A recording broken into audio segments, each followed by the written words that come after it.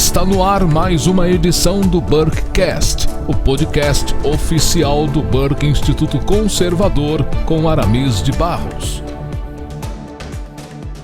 Seja muito bem-vindo a mais uma edição do Burkecast, querido ouvinte que compõe a audiência conservadora do Brasil.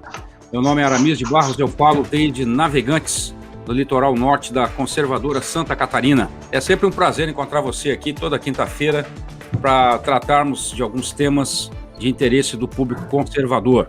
O Burkecast é um oferecimento do Burke Instituto, plataforma EAD que vai ajudar você na sua trajetória conservadora e vai equipá-lo para a guerra cultural que temos enfrentado nos nossos dias.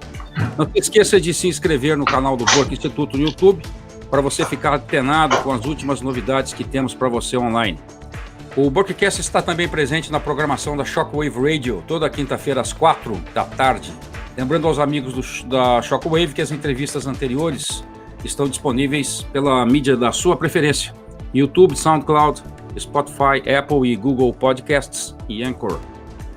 O nosso convidado dessa 30ª edição e mais uma edição internacional do Burkecast já esteve conosco logo no começo dos nossos programas.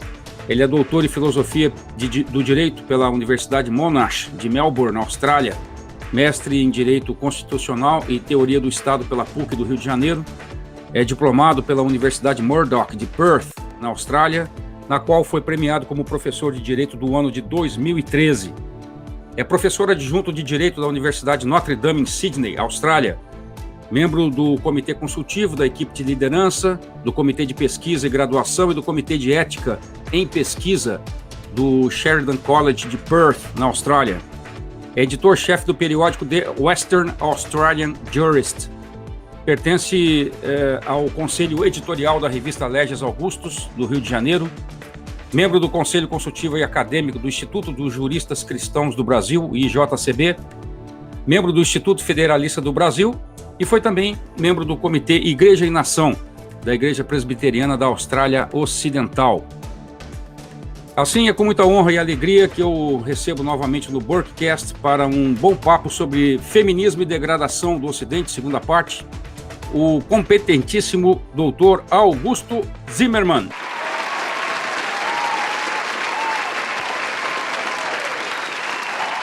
Dr. Augusto, muito obrigado por nos atender novamente aqui no Burkecast, desde Perth, na Austrália Ocidental. Por favor, traga para os nossos ouvintes as suas palavras iniciais. Olha, Aramis, é um prazer enorme poder ter essa conversa contigo. Eu tenho acompanhado o teu trabalho com bastante admiração, então eu fico muito satisfeito de ter essa oportunidade de discutir essa questão tão importante contigo novamente. Muito obrigado, doutor Augusto. O prazer é todo nosso. E eu quero aproveitar bem o nosso tempo aqui, já trazendo para o senhor essa primeira questão, que eu acho que vai contextualizar bem a experiência do senhor aí com o nosso tema. O senhor já vive na Austrália há muitos anos. E a minha questão é o seguinte: é possível, mesmo para um estrangeiro ou um brasileiro, como o senhor, perceber a degradação de costumes, a degradação moral, dos valores, a degradação da relação entre os sexos, entre o homem e mulher, numa sociedade como a australiana, isso em função ou em decorrência da ação feminista na sociedade? Qual é a opinião do senhor sobre isso?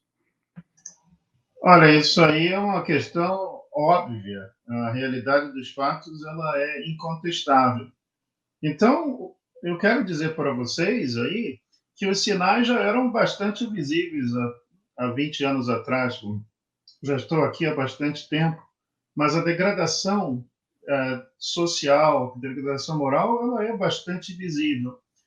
Por exemplo, a gente anda nas ruas e vê a pobreza aumentando.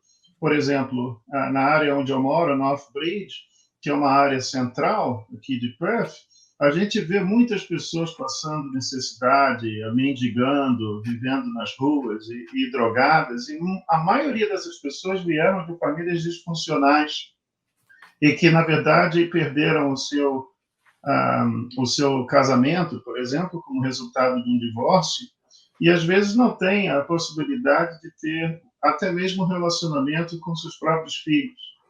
essa situação de degradação da família, degradação moral, isso tudo foi avançado de uma maneira incrível ao longo dos anos através dessa agenda antifamília, abortista ou aborteira, como vocês preferirem, generalizadas ou causadas pela ideologia feminista.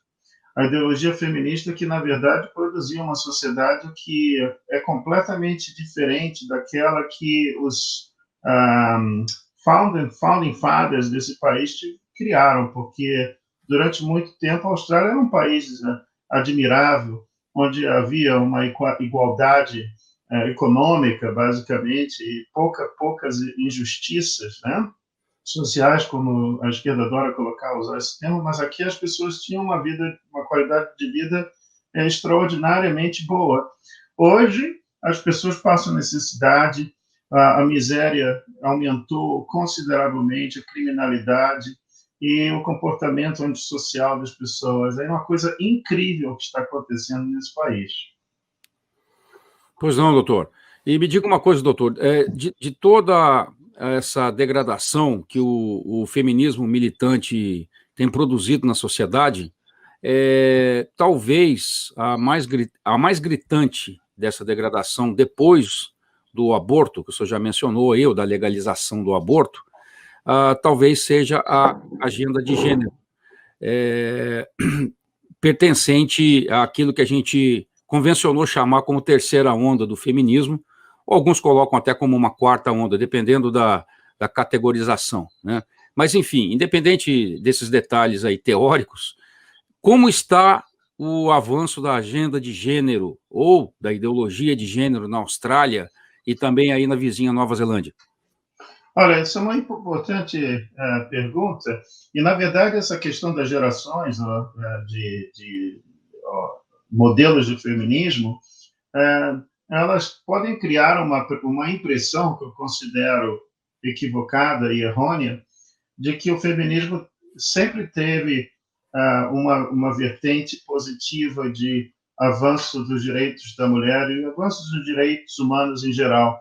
Mas eu começo a ter minhas dúvidas a esse respeito, porque tem um acadêmico sueco chamado de Per Faxneld, que escreveu um livro muito interessante sobre as influências satânicas e até mesmo espirituais, no sentido demoníaco da palavra, se eu posso colocar. É um livro que revela essa natureza oculta do feminismo já nas suas raízes fundamentais. Inclusive o fato de que algumas celebridades feministas agora, através desse livro que ele contribuiu, publicado pela Oxford University Press, uma tese de doutorado realizada numa das maiores universidades da Europa, ele coloca isso muito claramente.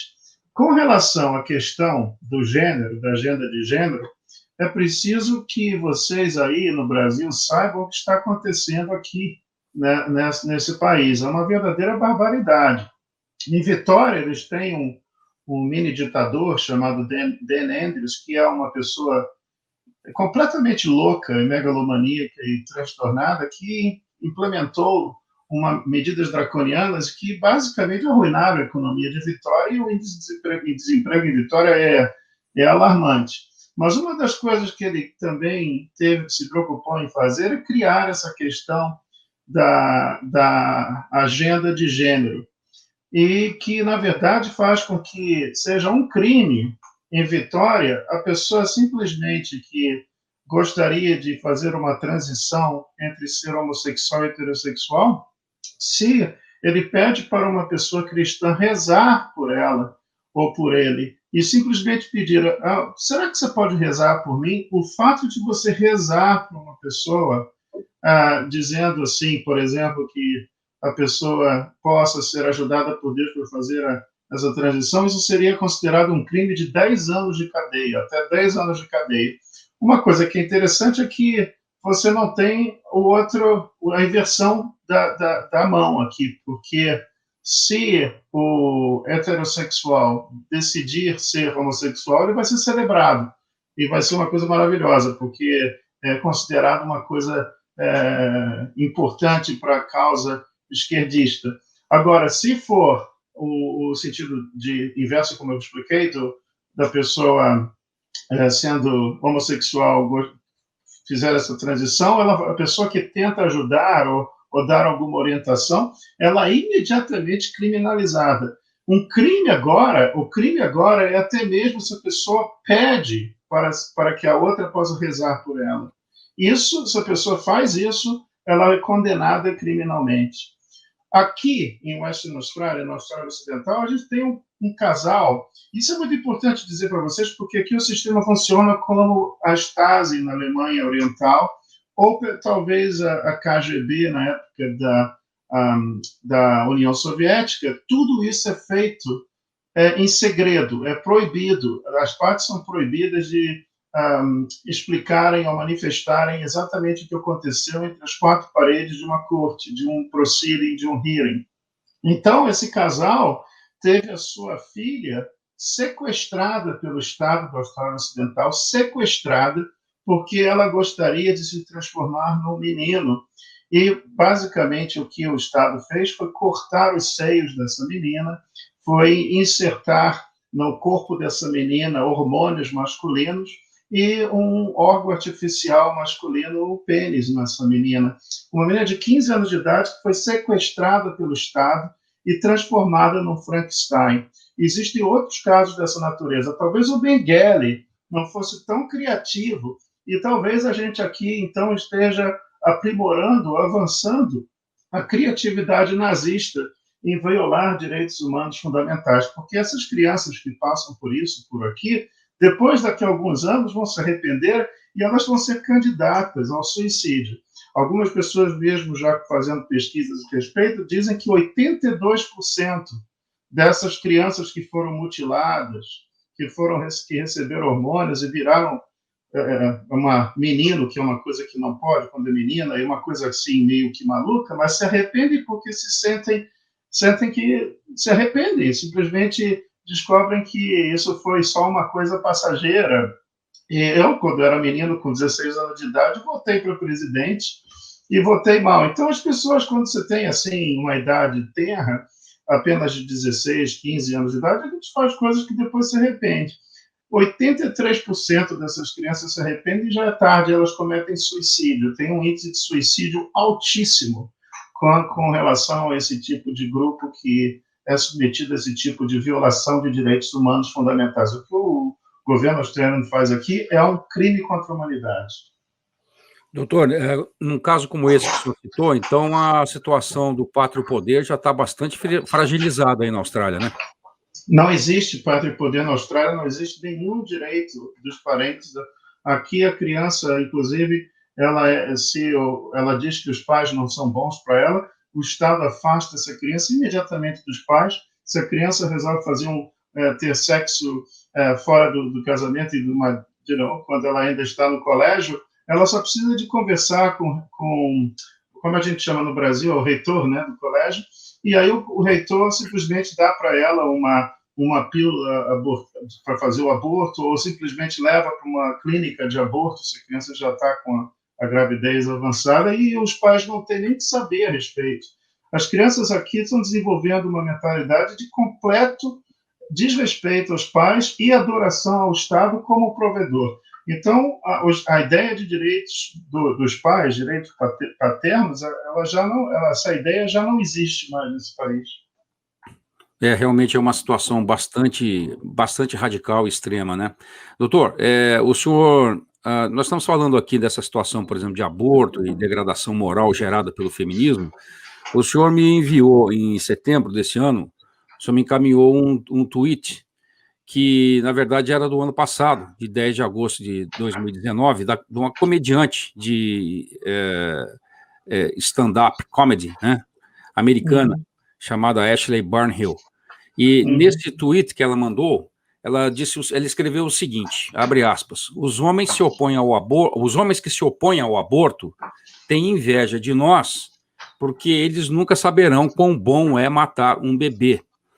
Então, essa é uma situação, assim, bastante inacreditável, né? Porque uma afirmação com um tom desse, sádico, né? De deboche, ela é uma comediante, está querendo fazer graça, naturalmente, Mas é uma declaração pública impensável para um ser humano normal, né? Só acha que uma situação dessa, esse tipo de discurso, né, tratando questões tão complexas, questões tão sensíveis como a vida humana mesmo, o respeito à vida humana, ela ainda é uma exceção dentro do movimento feminista, esse tipo de ação, ou ela já expressa exatamente o que as feministas em geral pensam sobre si mesmas, sobre a vida humana, ou se também esse tipo de pensamento já começa a afetar as mulheres fora do feminismo de uma forma mais ampla, ou seja, um pensamento de certo desprezo sobre a vida humana, né? O senhor diria que o feminismo tem logrado influenciar as mulheres no sentido delas adotarem uma perspectiva de vida anti-humanista e autodestrutiva? Sem dúvida nenhuma, isso é uma questão incontestável. E a gente pode, talvez, até mesmo fazer uma referência à situação na Alemanha dos anos 30, quando um certo grupo humano foi categorizado como não inteiramente humano, até mesmo podendo ser exterminado. A gente tem um grupo que está sendo exterminado no Ocidente, que é a criança na barriga da mãe, que a gente chama de nascituro no Brasil, unborn child. Isso é muito claro para mim que existe um grupo que está consistentemente apoiando a eliminação desses seres humanos mais vulneráveis, mostrando, portanto, a natureza cruel e uma natureza opressora do feminismo. Então, o que acontece é que o feminismo agora faz uma advocacia da eliminação de um particular grupo de seres humanos que são oferecidos ao altar do prazer, ao altar da conveniência sexual. Quando a gente tem o holocausto nazista, a gente pode pensar que, na verdade, isso sempre começa como uma medida paliativa adotada pelo governo. A primeira coisa que o governo nazista fez foi eliminar alguns indesejáveis. O que acontece com o feminismo é exatamente essa tendência de se eliminar aquilo que as feministas consideram indesejáveis. Agora, quem ousar me criticar por fazer essa comparação deve, então, criticar as expoentes do feminismo que apoiaram o nazismo. Por exemplo, Mary Stopes. Ela criou a Mary Stopes Internacional, que é exatamente uma das maiores clínicas de aborto do mundo. Ela era tão apaixonada pelo Hitler que até escreveu um poema, um Love Songs para o Hitler, autografando o livro dela de poesias e dizendo que ela era apaixonada pelo Hitler. Inclusive, o fato de que essa feminista radical, uma das expoentes do feminismo inglês, era frequentemente convidada pelo Hitler para discursar nos congressos de controle populacional em Berlim sob os auspícios do Terceiro Reich. A gente tem aqui agora, nesse momento, essa Mary Stopes Internacional com vários centros, e também esses centros são espalhados no mundo inteiro. E essas clínicas são, não coincidentemente, colocadas nas áreas mais pobres dessas cidades para eliminar as pessoas pobres. O feminismo sempre foi uma ideologia de opressão e de força, porque você não tem cota para mulheres para que elas cuidem de cemitério ou para que elas sejam coletadoras de lixo. O que elas querem é o poder. Então, o feminismo é uma ideologia fascista, que exatamente tem essa perspectiva de que as mulheres devem tomar o poder para oprimir o homem. Se a pessoa se casa com uma pessoa dessa natureza, um homem realmente ele cometeu um grande erro, porque essa ideologia, sem dúvida nenhuma, tem uma vertente anti-casamento, anti-família, e até mesmo uma vertente de não querer uma criança que sobreviva na barriga da mãe. Doutor, essa comparação, desculpa interrompê-la, essa comparação o senhor trouxe a Stopes aí nessa comparação com o nazismo, né, essa ligação com o nazismo, a gente poderia incluir nesse pacote aí a Margaret Sanger também, né, e a participação dela, inclusive, em discursos na Ku Klux Klan, não? Olha aqui, a Margaret Sanger ela é a equivalente da Mary Stopes Elas se conheceram até numa reunião da Fabian Society, da Sociedade Fabiana, em Londres, e ela foi expulsa, Margaret Sanger, dos Estados Unidos, por promover a liberação sexual. Agora, o que aconteceu com a Margaret Sanger é que ela depois, antes mesmo de retornar aos Estados Unidos, ela acabou voltando, né, para criar mais caos nos Estados Unidos, mas ela se casou com um importante jornalista inglês, acabou cometendo adultério, por sinal, mas teve uma filha com a pessoa com quem ela cometeu adultério. Agora, ela matou a criança quando ela estava fora da barriga, ela simplesmente não tinha capacidade de cuidar de criança. E ela simplesmente fez com que essa criança, na idade de 4 anos de idade, apenas com 4 anos de idade, essa pobre criança morresse de pneumonia. Agora, ela voltou para os Estados Unidos com o objetivo de matar a população negra. Ela queria, de todas as formas, esbranquiçar o povo americano e exterminar a população negra. Inclusive com o projeto chamado Negro Project, que ela desenvolveu através da criação do Planned Parenthood. E a ideia é que ela iria dizimar a população porque ela tinha na cabeça dela, assim como Goebbels, Himmler e Hitler, a ideia de que era importante o controle eugênico da população para que as pessoas apenas brancas pudessem se reproduzir e as pessoas negras fossem absolutamente eliminadas. Ela simplesmente fez um discurso lamentável e genocida num rally desses, ou convenções da KKK, a Ku Klux Klan, em Nova Jersey. Isso foi por volta dos anos 20, e que é muito interessante. Agora, a Planned Parenthood continua nessa sua política de matar crianças negras, porque a maioria das crianças que são eliminadas, assassinadas através dessa clínica, pertencem a grupos minoritários. E essas clínicas também, assim como a Stopes, são colocadas nas áreas mais pobres e humildes, como forma de controle de população desses grupos específicos, dessas minorias étnicas. Perfeitamente, doutor. Foi uma excelente retrospectiva aí. Agora, doutor, há cerca de 20 anos, eu trabalhava num escritório brasileiro de uma agência missionária inglesa. Ela tinha sede na capital britânica, lá em Londres, né? E, eventualmente, o nosso escritório aqui no Brasil recebia a visita de alguns diretores londrinos. E eu me lembro de um deles, que era um cara muito bem preparado intelectualmente, sempre muito atento a todas as mudanças culturais que estavam acontecendo na Europa, né? Eu me lembro dele comentar, naquela época, ou seja, 20 anos, né? Sobre o comportamento das mulheres britânicas, mostrando algumas atitudes curiosas que o feminismo ele identificava como uma ação feminista nelas. Uma dessas atitudes era, por exemplo, uma espécie de postura assim, bastante defensiva em relação aos homens, né? Não dar conversa, não conversar com os homens, ter uma postura bastante defensiva. Há 20 anos eu achava tudo aquilo muito curioso, porque parecia haver, para mim, pessoalmente, um lapso entre o que ocorria com as mulheres lá no Reino Unido, né, a ação feminista lá, e aquilo que eu via aqui no Brasil.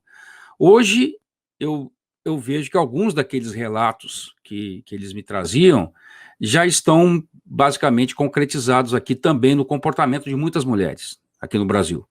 Então, a pergunta que fica aqui é a seguinte, a partir dessa minha experiência, na sua opinião, ainda existe esse lapso, essa diferença de timing entre a degradação feminista que está sendo produzida no primeiro mundo, com as mulheres no primeiro mundo, e aquela que está sendo feita aqui, por exemplo, na América Latina, no Brasil, ou não, ou a sociedade globalizada agora, hoje, já padronizou o comportamento geral. O que o senhor acha?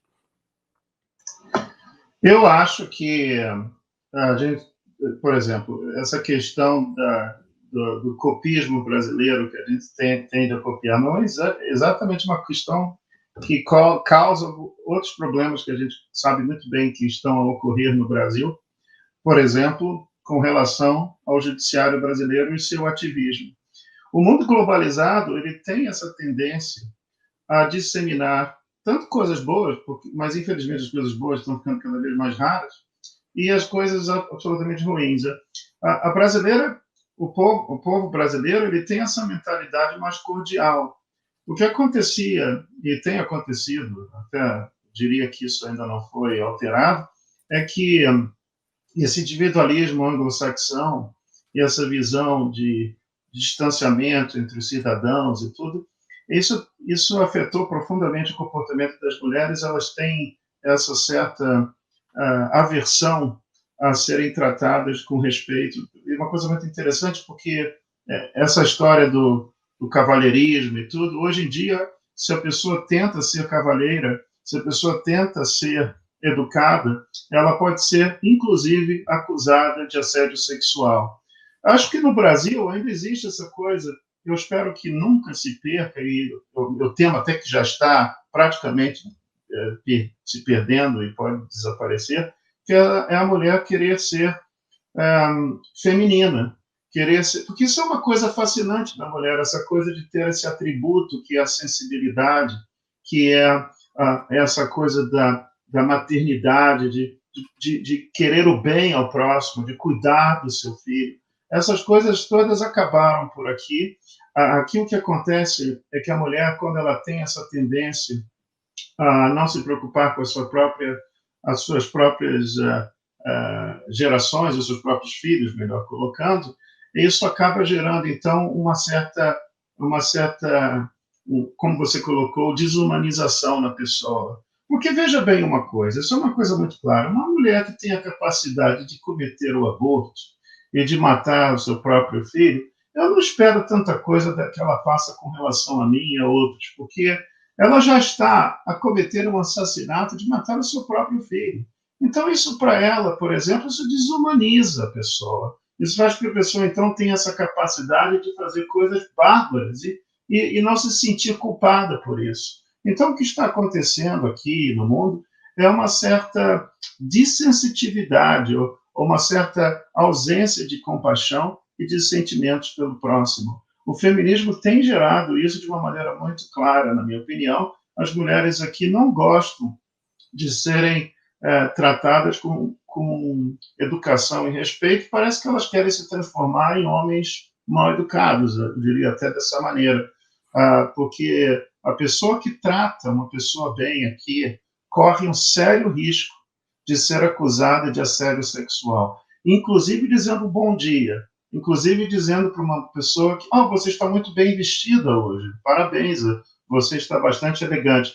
Eu tenho um conhecimento de uma pessoa que até trabalha com a minha esposa, que na verdade foi acusado de violência sexual, coisa assim, porque é irlandês e aqui não tem essa cultura de dar um beijo no rosto. Ele se despediu e se esqueceu que está na Austrália. As australianas aqui são tão esquisitas que se você dá um beijo nela, é capaz de receber uma acusação de assédio sexual. Foi exatamente o que ocorreu com esse pobre indivíduo. Então, essas coisas aqui estão ficando num nível que as pessoas estão com medo de se relacionarem, estão com medo de conversarem umas com as outras. É uma cultura de intimidação. O homem tem medo até de se casar aqui, porque se a mulher achar que ele não está se comportando muito bem, a construção da ideia de violência doméstica diz que a pessoa pode ir para a cadeia porque disse alguma coisa que a mulher se sentiu ofendida. Isso é chamada de verbal abuse, que hoje é enquadrado dentro da categoria de violência doméstica desse país. Você veja bem que perigo que isso é, e você veja bem como as pessoas agora se sentem aterrorizadas, até mesmo de se relacionarem umas com as outras. Uma coisa bárbara, monstruosa. As pessoas não se falam mais e não se comunicam por medo de serem criminalizados pelos atos de educação que elas cometem, não de agressão ou coisa do gênero. Perfeitamente, doutor Augusto. Eu vejo que há um processo de desmantelamento geral da sociedade, a começar pelas próprias relações, né, entre as pessoas, e é uma coisa que nos coloca diante de uma perspectiva terrível mesmo. Meus queridos amigos do Borkcast, contamos hoje mais uma vez com a enriquecedora presença do honorável doutor Augusto Zimmermann, que nos atende desde a distante cidade de Perth, na Austrália Ocidental. Se você está gostando, peço que aproveite esse momento para deixar o seu like, o seu comentário, para que a gente possa aumentar a relevância do canal. Doutor, Vejamos agora um exemplo histórico curioso que eu quero trazer aqui para os nossos ouvintes, para poder, enfim, formular essa pergunta para o senhor. Até o final dos anos 20, o tabagismo ainda era um hábito predominantemente masculino, e fumar em público era algo... Vamos pensar aqui no caso dos Estados Unidos, que são aqui o ponto em questão nessa pergunta. O fumar em público até fins dos anos 20 ali, não apenas não era bem visto para mulheres, mas em alguns lugares era até proibido, né? E naturalmente que essa situação de não uso do cigarro pelas mulheres em larga escala reduzia muito a perspectiva de lucro das grandes empresas de tabaco, né? E aí, para mudar essa situação, em 1929, algumas dessas empresas contrataram o trabalho, né, do famoso sobrinho do Sigmund Freud, Edward Bernays.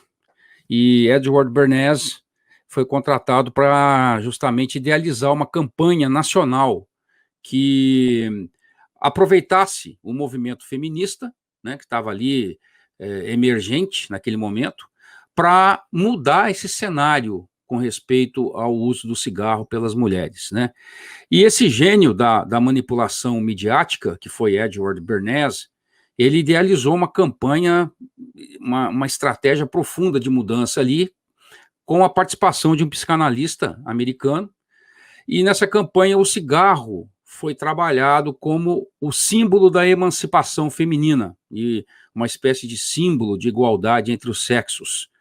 E foi trabalhado, inclusive, a ideia de se associar o cigarro a um objeto fálico, né? Quer dizer, o cigarro seria o falo que a mulher não tem, né? Essa foi a ideia trabalhada ali.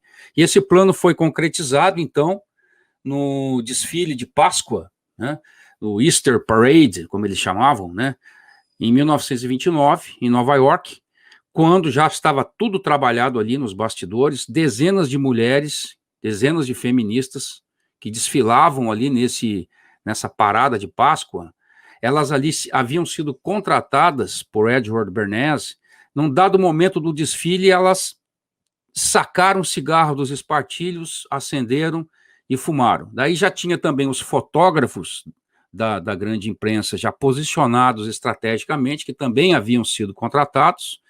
Eles fotografaram os melhores ângulos daquela ação das mulheres fumando, das mulheres se posicionando de forma ali um pouco sensual com o cigarro. No dia seguinte, os jornais dos Estados Unidos e do mundo todo, né, eles estampavam ali a manchete: Tochas da Liberdade, né? Torches of Freedom, como foi chamado, né? Era a expressão que Edward Bernays já havia passado para eles. Por que eu estou contando essa história, né? A gente, a partir de um exemplo como esse, doutor, a gente poderia pensar corretamente que algumas dessas, entre aspas, aí, conquistas sociais, como foi o caso aí do acesso ao cigarro, do fumar publicamente, né, pelas mulheres, essas conquistas sociais decorrentes do movimento feminista, elas, a princípio, parecem resultado puro da militância, mas é correto pensar que elas podem ter sido, na verdade, uma evidência de que o movimento frequentemente é instrumentalizado, né, por elites que usam pautas como essa, ou pautas identitárias, para avançar os seus planos sobre a sociedade, não? Olha, então a gente sabe, através desse teu exemplo, que não é apenas na questão do aborto, que a gente colocou muito claramente, que é o assassinato de uma criança inocente, e também a questão do casamento, que foi destruído através de uma agenda radical, em que transformaria o casamento como uma coisa que hoje é menos que um contrato normal. Então, você deu aí um exemplo muito claro dessa falta de comprometimento com o verdadeiro bem-estar e o verdadeiro comprometimento com os direitos humanos. Hoje a gente sabe muito bem que o cigarro causa um mal. E o comportamento de algumas pessoas, quando a gente sai até na rua, por aqui, às vezes eu saio com minha esposa e eu vejo, eu até digo para elas, se eu começo a escutar muito barulho, ou se eu começo a perceber que tem alguma coisa errada acontecendo em volta, eu posso apostar que 99% da chance, da probabilidade, é que seja uma menina que simplesmente, influenciada por essa ideia de liberação sexual, se comporta de uma maneira aviltante, estando completamente bêbada e drogada. E, obviamente, que os homens aí, se tentarem ajudá-la, levando ela para casa, podem ser acusados até de abuso sexual e coisa do gênero. Então, deixam ela jogada mesmo. Então, uma coisa que é interessante, quando eu volto para casa no meio da noite, moro, como eu disse, no centro da cidade, eu estou cansado de ver meninas drogadas dormindo na rua, completamente influenciadas por narcóticos e coisas do gênero. E a maneira como falam, a maneira como se comportam, é basicamente um comportamento animalístico. Então, o que a gente tem agora nessa nossa realidade é um nivelamento por baixo. No lugar de você ter uma pessoa que resolveu transcender a esse comportamento e se transformar numa mulher polida, educada, que seja gentil e tenha compaixão pelo próximo, amor pelos outros e um comprometimento de servir a sua família, não, ela simplesmente está aí servindo a nada e basicamente se destruindo no processo e basicamente tendo uma vida miserável como resultado. Essa ideia da destruição da família, do casamento, tudo isso foi planejado, principalmente pela segunda onda do feminismo, que adotou aquela visão de divórcio para todos, que a gente chama aqui na Austrália de no-fault divorce. Essa foi uma medida que, basicamente, as feministas adotaram porque sabiam que a instituição do casamento, se fosse abolida, como elas bem desejavam, essa medida, essa proposta de abolição do casamento seria considerada não popular e até mesmo não realista. Então, a ideia foi de que o casamento seria gradualmente destruído. A instituição do casamento pudesse ser, então, gradualmente destruída através da mudança social, da longa marcha através das instituições e da mudança do regime jurídico. Isso gerou uma leva de pessoas vivendo na pobreza, consequências de saúde inacreditáveis, o aumento da violência doméstica, inclusive do abuso de crianças, porque outra mentira do feminismo é que as crianças são abusadas majoritariamente por homens. Na verdade, a maioria dos casos de abuso de crianças, inclusive assassinatos, são cometidos pelas mães. Mas aqueles homens que abusam das crianças não são os pais biológicos, porque o pai biológico é o maior protetor, o maior, como eu diria... Guardião. Guardião, isso aqui é importante a palavra, mas eu digo até a questão da incidência. De acordo com as pesquisas aqui da Austrália, até mesmo do próprio governo da Austrália, a retirada do pai biológico aumenta exponencialmente a probabilidade da criança ser sexualmente abusada e abusada em outros sentidos. Por quê? Porque essa mulher está a colocar o namorado dentro de casa, está a colocar outro ser humano dentro de casa que tem uma tendência, porque não é o pai biológico, de acabar fazendo alguma coisa. Não que, na verdade, não existam como a gente chamaria de padrastos no Brasil, que se comportam de uma maneira melhor que os pais. Mas o casamento, a ausência desse vínculo, gera uma desestruturação da família. E, obviamente, que uma mulher que já teve essa propensão de ter essa certa desconsideração pela criança, porque, de outra maneira, tentaria fazer um esforço para manter o seu casamento, acaba fazendo escolhas erradas com relação a parceiros e parceiros sexuais, colocando esses indivíduos predadores dentro de casa, que acabam, no sentido final da realidade, abusando de uma criança inocente. A gente tem até casos de mães que, cansadas de terem que cuidar da criança e achando que a pensão alimentícia paga pelo pobre marido que foi expulso da família, que isso não era, então, mais suficiente, não mais atendendo aos as suas metas maiores. Então, isso começou a gerar também essa questão de crianças sendo eliminadas pelos pais, pelas mães. Isso a questão aqui do homicídio, do que a gente chamaria de infanticídio, aumentou consideravelmente nos últimos anos como resultado dessa desestruturação do núcleo familiar. Esse abandono, doutor, que o senhor mencionou aí, das crianças pelas mães, né, uma vez se divorciando e se aventurando sexualmente, colocando estranhos em casa, isso é muito bem retratado pelo Theodore Dalrymple nos seus livros, né? Tem um em particular que é A Nossa Cultura e o que Restou Dela, é o título em português.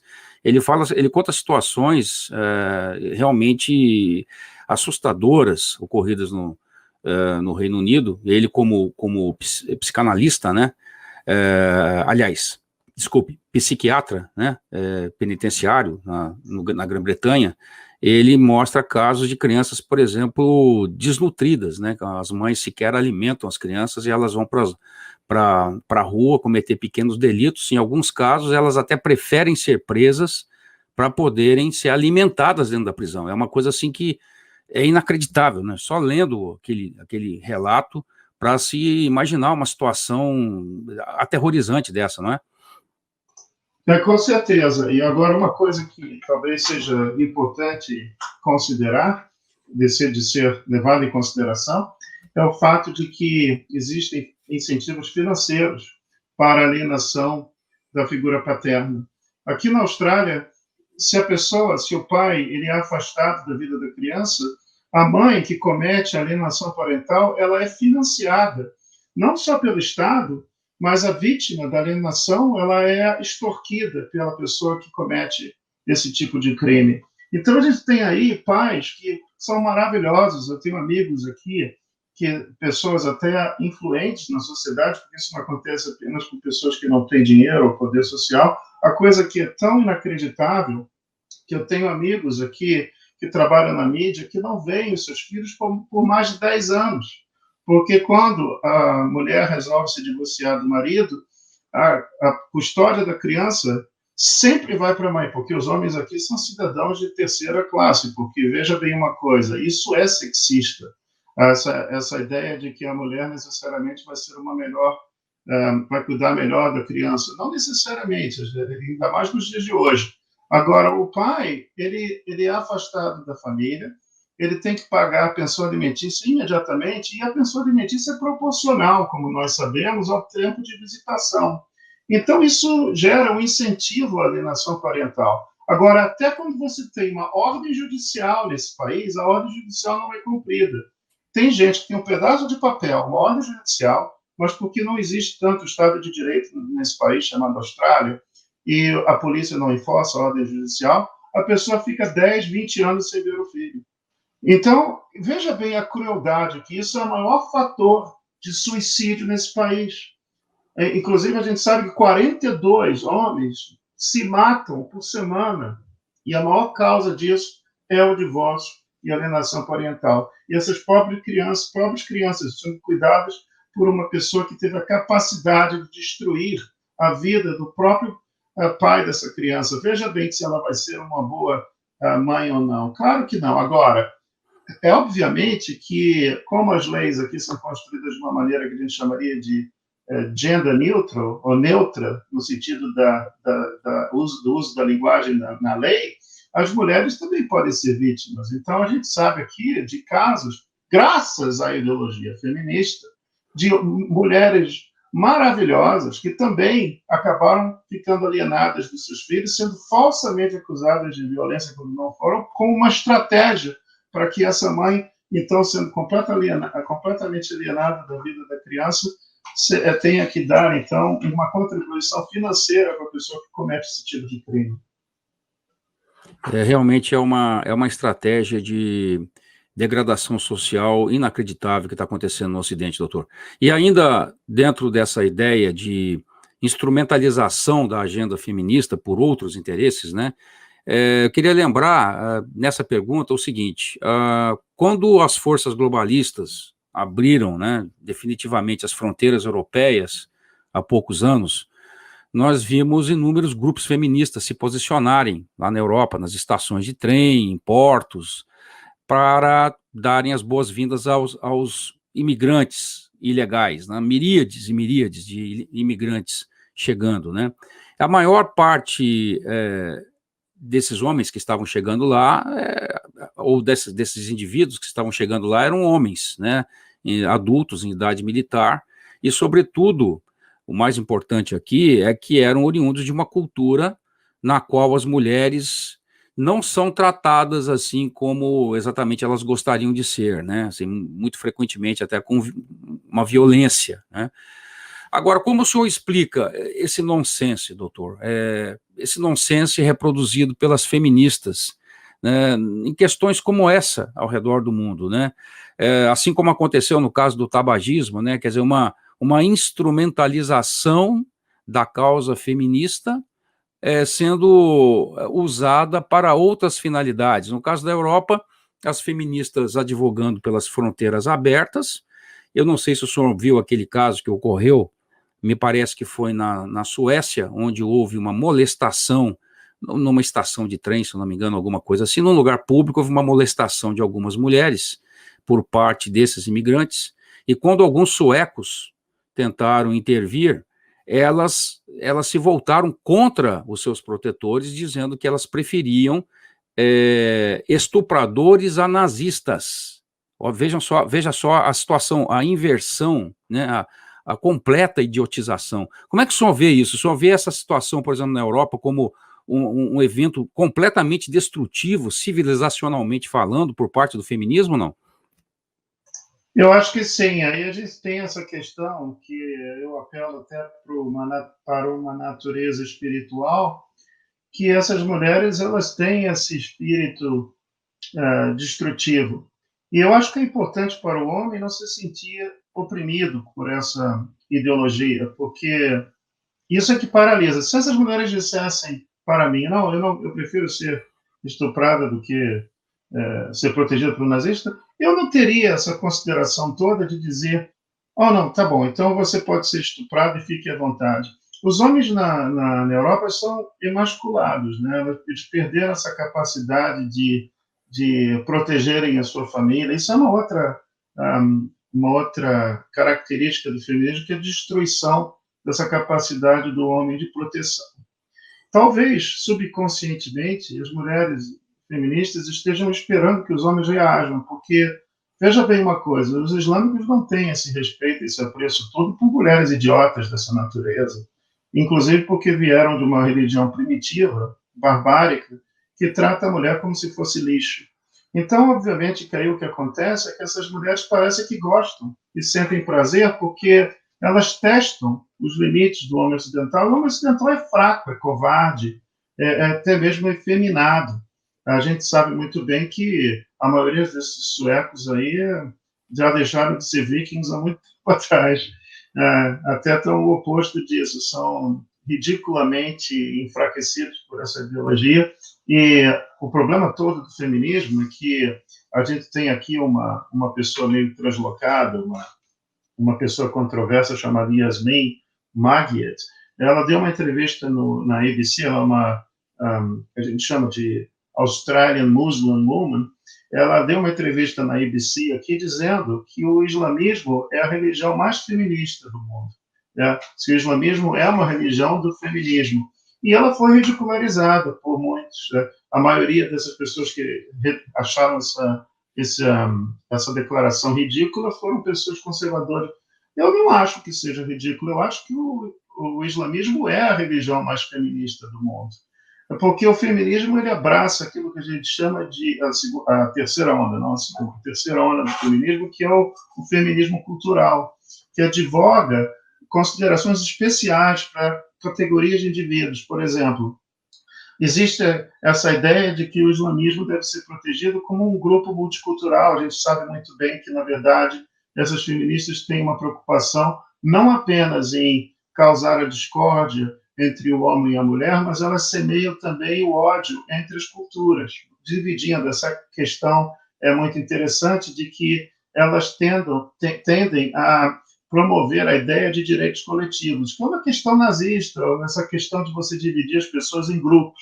Mas quando isso acontece, os grupos minoritários ou mais fracos dentro desses grupos específicos acabam sendo oprimidos pelas pessoas que têm mais poder dentro desses grupos. Então, o que acontece como resultado final é que as mulheres, principalmente de grupos minoritários, no Ocidente, acabam por ser violadas nos seus direitos fundamentais mais básicos. E você tem aí pessoas como Germaine Greer, que é australiana, que escreveu aquele livro, O Eunuco, The Female Eunuch, eu não sei como é que chama no Brasil, foi escrito em 1971, que elogiou, durante aquele período do Ayatollah Khomeini, dizendo que achou uma maravilha que o Ayatollah Khomeini tinha tomado o poder e que ia começar o regime islâmico. E quando aquele sujeito, Salman Rushdie, escreveu Satanic Verses, os versos satânicos, em 1988, ela condenou o Rushdie, dizendo que o Rushdie era horrível, uma pessoa desprezível, porque ousou criticar o islamismo, e ela disse que aprova o comportamento dos islâmicos de quererem matá-lo. Então, ela defendeu o assassinato de uma pessoa que tinha uma preocupação de que essa religião pudesse, possivelmente, hoje a gente já sabe muito claramente, cometer violações básicas de direitos fundamentais.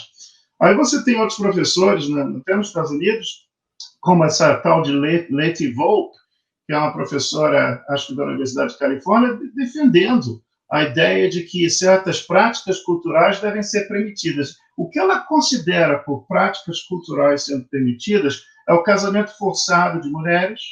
Essa é a tal da feminista, né? Defendendo o casamento forçado de mulheres, a mutilação do clítoris da mulher, a poligamia, o assassinato, honor killings, né? Assassinato de honra, crime de honra, como a gente chamaria no Brasil. E ela diz muito candidamente que, na verdade, a gente não tem direito de criticar esse tipo de coisa, como, por exemplo, matar uma mulher porque ela desonrou a família, porque nós somos ocidentais e devemos ficar calados. Então, essa ideia de que o feminismo protege a mulher, eu acho que é melhor perguntar para essas mulheres de grupos minoritários, como, por exemplo, na Inglaterra, onde a gente tem 4.000 mulheres sendo mutiladas todos os dias através da mutilação genital. E a gente tem também o maior índice de violência doméstica aqui cometido na Austrália por islâmicos, que cometem violência doméstica em maior número do que os não islâmicos. Onde é que estão as feministas para criticar? Elas estão convidando mais islâmicos para invadirem o Ocidente e para que elas sejam, então, cúmplices na violação de direitos das mulheres, inclusive através disso que você está colocando, que é o aumento incrível da incidência de estupro em certos países, como a Suécia e até mesmo o Reino Unido. Pois é, doutor, nitidamente um movimento autodestrutivo, né? Não só sobre a mulher, mas a gente percebe que a sua ação, a onda de choque do movimento já está atingindo a sociedade toda, né? O Ocidente inteiro, né? Como nós já estamos percebendo. Nós temos alguns minutos restantes aqui, doutor, eu queria trazer duas perguntas e pedir para o senhor rapidamente abordá-las. Aqui, essa questão diz o seguinte: como o senhor analisa particularmente os países onde o governo ou os altos cargos decisórios, vamos dizer assim, estão nas mãos de feministas? O caso da Suécia é clássico, porque provavelmente é o país já completamente governado por feministas, né, majoritariamente. Nós temos aí também o caso da Nova Zelândia, aí, com a senhora Jacinda Ardern, né, com as suas novidades meio socialistas aí no país, né? O senhor vê algum traço particular de liderança ou de poder que prepondere quando as feministas são alçadas a postos de poder como esses, não? Olha, a situação ela é realmente dramática, especialmente para aqueles que aqui na Austrália são da etnia branca e são caucasianos do gênero masculino. O que acontece aqui, por exemplo, eu sou professor de Direito, é que eu tenho conhecimento de alguns dos meus melhores alunos que nasceram por uma questão de fatalidade com a cor errada. Então, por serem brancos e por serem homens, eles não estão conseguindo ter emprego, porque hoje o emprego, até mesmo na área de direito, especificamente em escritórios de advocacia, colocam ali claramente que apenas as mulheres e grupos minoritários terão a possibilidade. Isso é uma forma que a gente chama de ação afirmativa. Agora, eu tenho um amigo meu, o professor Gabriel Mois, que escreveu que a ação afirmativa é uma forma de discriminação, e toda forma de discriminação é inaceitável. A gente não consegue eliminar o racismo criando mais racismo. A melhor maneira de se eliminar o racismo é deixar de criar discriminação, deixar de se preocupar em atribuir certos elementos a certos grupos, quando, na verdade, a pessoa não tem responsabilidade nenhuma por erros cometidos no passado. Isso é uma forma de coletivismo totalitário. As pessoas de bem honradas, elas fazem aquilo que o Martin Luther King Jr. colocou muito claramente, esse grande expoente dos direitos civis nos Estados Unidos, na década de 60, dizendo que as pessoas deviam ser julgadas pelo conteúdo moral do seu caráter, e não por questões de cor da pele. Isso é uma coisa abjeta que, na verdade, o feminismo também facilita, porque a gente já colocou a questão do feminismo cultural, que é um expoente desse tipo de medida. Agora, o Partido Liberal aqui, que eu esperava que fizesse mais para o bem da sociedade, porque eu fui vice-presidente desse partido, agora estou para renunciar até do partido, porque eles estão criando agora ação afirmativa para políticos. Então, você sabe que agora não é uma questão de mérito. Agora, a representação de mulheres no parlamento é um absurdo, porque eu sabia, e essa é a minha opinião como liberal clássico, que uma mulher que está no parlamento, ela não representa a mulher, ela representa a todos. Essa história de uma representação feminina, ela é aviltante dentro de uma perspectiva democrática, porque é uma ideia sexista, que apenas uma mulher pode representar os interesses da mulher.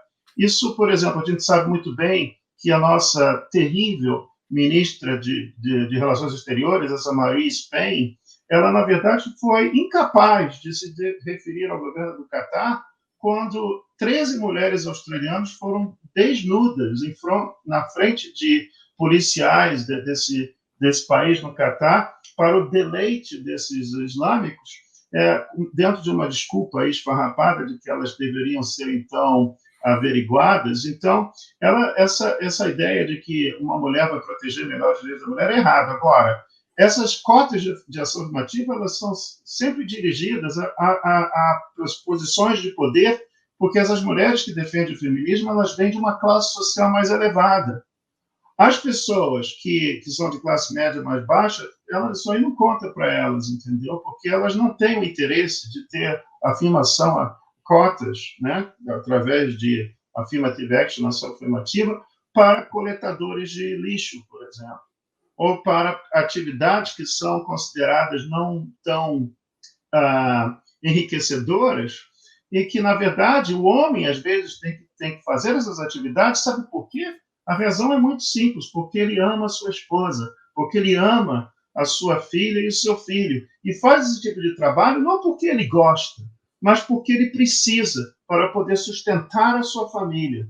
Onde é que está a ação afirmativa para dar cotas, então, de coletador de lixo para as mulheres? Então, isso tudo é uma hipocrisia absolutamente abjeta e fruto de um elitismo e fruto de uma visão que trata o pobre com desprezo. Isso é que é o feminismo, isso é o que está trazendo agora para a baila e para a realidade. A gente poderia incluir nessas profissões aí, por exemplo, doutor, trabalhar em minas de carvão, por exemplo, que os homens sempre fizeram, tá? E as mulheres foram poupadas sempre disso, né? Mas, enfim, para a gente encerrar, doutor, nós temos um minutinho aqui e eu queria perguntar para o senhor rapidamente nos trazer aqui essa elucidação. Se o senhor tivesse que elencar duas ou três principais razões por que o feminismo se tornou um agente de degradação do Ocidente, como é o título da nossa entrevista, quais seriam essas razões? Sem dúvida nenhuma, uma das razões maiores é uma razão espiritual. Sem dúvida nenhuma, tem alguma coisa muito errada com uma mulher que tem essa capacidade de desprezar o seu próprio ventre, o seu próprio filho. Essa ideia de que, por exemplo, a satisfação egocêntrica do seu próprio prazer pode levar à destruição de pessoas que são inocentes. E você veja muito bem qual é o prazer que a pessoa tem em trabalhar para os outros, que às vezes não tem nem tanto amor por ela, e desprezarem aquelas que estão mais próximas e que teriam um verdadeiro e profundo amor e simpatia por essa pessoa. A gente sempre serve alguém. Eu, por exemplo, gostaria de poder parar de trabalhar para estar com a minha esposa todo o tempo. Eu não sou milionário, eu não posso fazer isso. Agora, qual é essa ideia que o feminismo trouxe para a mulher de que ela vai ser mais feliz trabalhando para os outros do que tendo uma vida de satisfação, de prazer com o seu marido? Se eu pudesse não trabalhar, ser milionário, eu só escrevia livro e ficava com a minha esposa dentro de casa, tratando essa coisa que a gente tem que tentar entender, que é uma coisa espiritual, porque, sem dúvida nenhuma, confunde as pessoas e traz essa ideia do rancor, da divisão, e da divisão de classes, da divisão de gêneros, é tudo dentro dessa perspectiva de semear a discórdia e de semear o ódio. Essa é a razão espiritual. Existem outras razões, obviamente. Então, a gente tem, por exemplo, essa questão que eu menciono muito claramente do casamento. A gente tem que tentar entender que, obviamente, a destruição do casamento é uma coisa que foi facilitada pela ideologia feminista, que é uma ideologia egocêntrica que causa esse tipo de situação. E a outra terceira causa e razão por que o feminismo se tornou um agente de degradação no Ocidente é o pós-modernismo. Eu não posso deixar de mencionar o fato de que isso é uma confusão mental. Eu me lembro que quando eu estava na Monas, conversando a respeito de feminismo e dessa ideologia de desconstrução do Ocidente chamada multiculturalismo, uma dessas professoras me disse que ela era uma radical multiculturalista e, ao mesmo tempo, uma radical feminista. E aí eu comentei com ela como é que ela poderia, então, proteger direitos fundamentais da pessoa humana, principalmente com relação àquelas práticas culturais que violam claramente os direitos mais fundamentais de uma mulher e, ao mesmo tempo, se declarar feminista, se não havia uma certa contradição. E ela me respondeu, ela foi bastante franca, ela disse que isso não importa para ela, porque ela é uma pós-modernista. Então, o mundo dela é um mundo de confusão, é um mundo de caos. Não existe uma metanarrativa, como a gente colocaria. Não existe uma visão cósmica de mundo. E as ideias que ela tem não precisam ser consistentes umas com as outras. Então, isso tudo realmente gera esse tipo de confusão moral, confusão mental que a gente assiste no Ocidente. Você pode imaginar, então, o estrago que é feito quando essa pessoa é professora de uma universidade aqui na Austrália. Não é à toa que os estudantes saem daqui deprimidos e praticamente cometem suicídio. O índice de suicídio na Austrália é um dos mais altos do mundo, porque realmente, se a pessoa não tem uma visão, um propósito na vida, e essa coisa de querer ajudar o próximo, de ter uma missão na vida, que é servir ao seu semelhante, certamente isso é um convite à depressão e um convite a potencialmente ao suicídio. Perfeitamente, doutor Augusto. Realmente é uma situação que demanda enorme preocupação nossa aí. Caríssimo doutor Augusto Zimmermann, a presença do senhor aqui conosco mereceria um Burkcast aí de várias horas, mas infelizmente o nosso tempo está se esgotando. E toda a minha gratidão ao senhor por ter nos atendido desde aí de Perth, essa cidade aí tão isolada aí na Austrália, né, para esse papo super atual e esclarecedor aqui aos nossos ouvintes conservadores. Eu desejo ao senhor muito sucesso aí no Down Under, aí na Austrália, né? Quero deixar no ar o convite para nós nos encontrarmos aí novamente no outro episódio do Burkcast para falarmos sobre a pandemia e essa agenda que está se acelerando aí de forma assustadora no mundo, né? Essa agenda globalista, marcada por algumas orientações tecnocráticas, né? E para a gente encerrar essa edição, então, eu queria ouvir as suas considerações finais, doutor. Olha, muito obrigado pela oportunidade de me manifestar a respeito dessa temática tão importante. E eu realmente espero poder revê-lo, porque eu tenho uma grande admiração por você e pelo teu programa, porque eu acho de uma importância fundamental. Agora, com relação ao Covid, eu acabei de publicar um livro e aí eu vou comentar contigo um outro dia a respeito, mas é exatamente sobre a questão da deterioração do Estado de Direito e da violação de direitos fundamentais através dessas políticas draconianas e inaceitáveis tomadas pelos governos. Agora, não sou eu que digo isso, são os melhores juristas e policymakers do mundo. Eu consegui uma verdadeira constelação de grandes juristas e policymakers para tratar dessa questão num livro chamado Fundamental Rights in the Age of COVID. Eu te agradeço por mencionar esse fato, porque isso é uma das coisas que tem realmente me preocupado profundamente. Muito obrigado pela oportunidade para tratar a respeito do feminismo, porque é um problema que nós temos que enfrentar, e eu espero, então, poder conversar a respeito dessa outra matéria em outra oportunidade. Muito obrigado, amigos. Doutor Augusto Zimmermann, nós vamos com certeza marcar essa nova ocasião aí para conversarmos sobre esse tema importante e urgente. E eu agradeço mais uma vez ao senhor pela gentileza. Querida audiência conservadora do Brasil, muito obrigado pelo seu prestígio ao Burkcast. Se você perdeu algum episódio, confira as edições passadas na plataforma online da sua preferência: YouTube, SoundCloud, Spotify, Apple e Google Podcasts ou Anchor. Não se esqueça de deixar o seu like, o seu comentário e também de compartilhar o conteúdo com os amigos. Eu espero revê-lo no próximo episódio do Burkcast. Não se esqueça do recado de 2 Coríntios 13:8, que a gente gosta sempre de deixar aqui para você. Nada podemos contra a verdade, senão em favor da verdade. Um grande fraternal abraço a todos e até a próxima.